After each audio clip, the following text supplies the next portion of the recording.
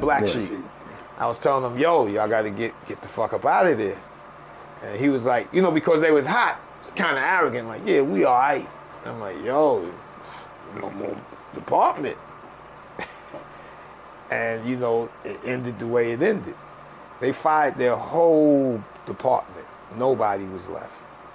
So all the artists was just asked out. Mm-hmm. That time, Tony was up there. Us, Brian McKnight, Vanessa Williams. But they, you know, the Funk Ahead of album to me turned out to be dope as I listened to it later. But like you said, all the people, they sent some other producers to get into the production. That's when the production got invaded. I didn't like the album because of that.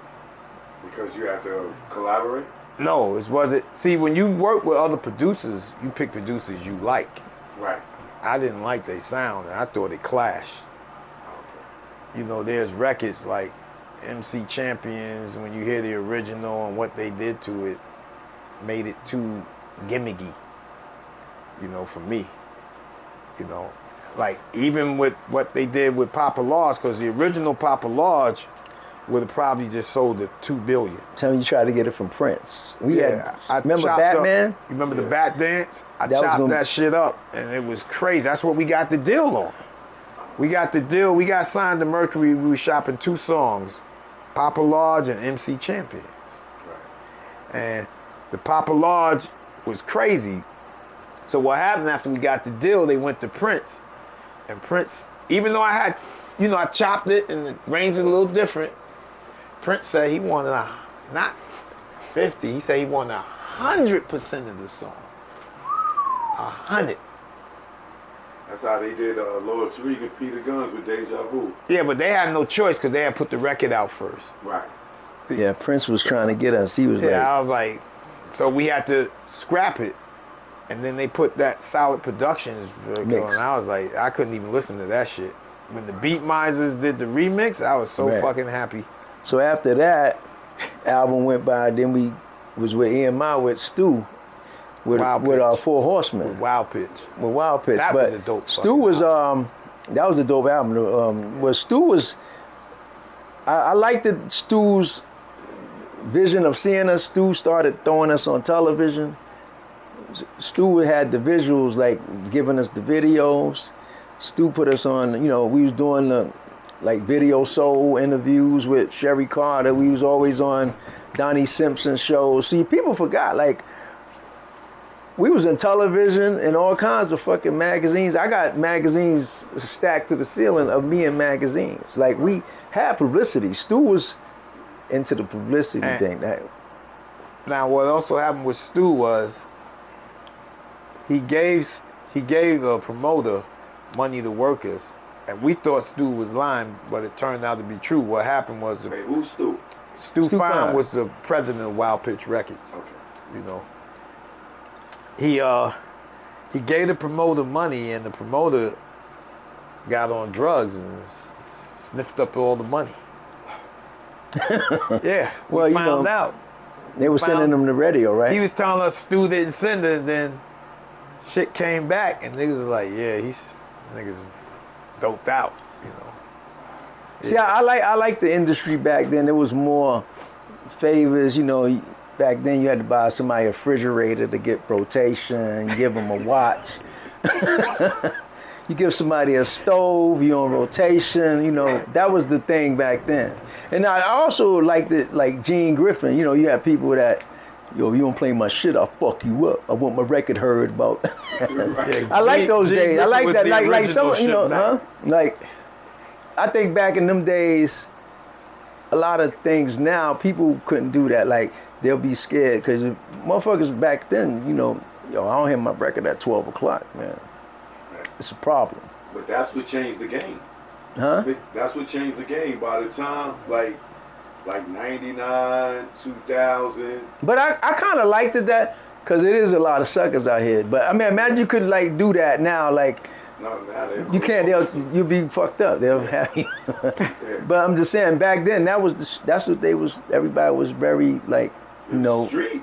Yeah, you know, they'll come back up, you know, you be in a club DJing, motherfucker come stand behind you like, yo, I want to hear my record. What's up? I gave that shit to you earlier. What's up? Out of compliment. Ice Cube go up to the label. Right. He breaking it up. Yeah. It's the story of Naughty by Nature. Yeah. With Tommy Tresh, Boy or something. Yeah. Oh yeah, I heard Tresh about went that. up Yeah. there, and Tresh dumped a whole box of rats and snakes. Right. This is what y'all are, and they had rats for. Let me tell you how I got off. Let me tell you how we got off of EMI.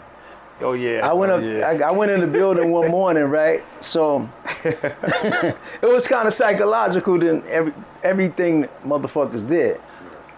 I went up there. I was telling like, yo, Stu, I want to get off the fucking label and everything. So what I did was one day, I took eggs with me, right?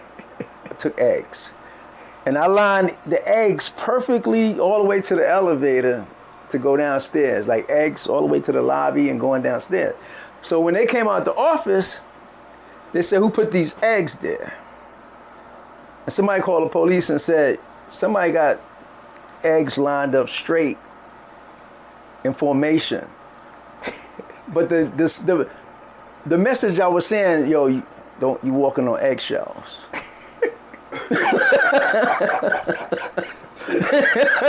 Yo, I swear to you not, Choke. I swear to you not, Choke. I seen police came like SWAT in the building.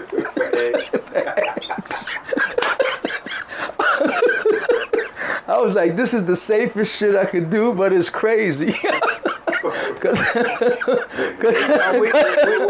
I got, you know what's funny though? I was on the corner and I had like I remember I bought a turkey bacon sandwich and I was laughing. That shit was the funniest shit of the day. Oh yeah, we didn't even tell you too how we got off how we got out of Mercury. See, none of these labels wanted to let us go. So Mercury, we was on the West Coast, and Tony Anderson, he was a VP. He called me like, yo, Sad, what happened? Y'all didn't show up to the interviews at the radio station. I said, no. Y'all ain't promoting us. He said, yo, man. I said, yo, man, fuck you. Fuck this label. They had us out on the West Coast. We ain't do none of the shows, nothing. What? Yeah, we boycotted. And he's like, if y'all don't go, we gonna have to drive. I said, man, do what you gotta do, man. We done. I remember that shit though. That was the funny shit. I'm on the rampage. You need a number? Wanna know what age? Sight. I got me back now. Yeah. DJ 2. You know what it is. Youngster, you are me. It's the reason they call me OG. I saw things you didn't see. Sit down and listen to me. Hey yo,